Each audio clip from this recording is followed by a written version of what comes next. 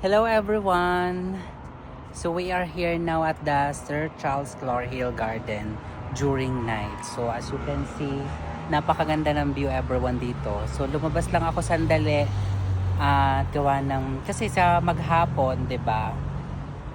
Yung panonood lang ng Netflix, yung atmosphere sa loob, 'di ba? So para maiba naman yung atmosphere, so ayan.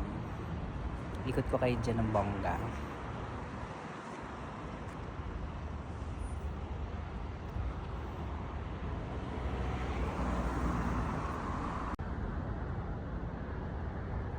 Ang ganda, 'di ba?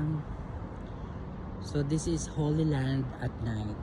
Napaka-peaceful everyone ng bonggang-bongga. So yan, diyan po ako nagja-jogging every Saturday morning ng 6 a.m. to 8 a.m. ng bonggang-bongga. Diyan pataas.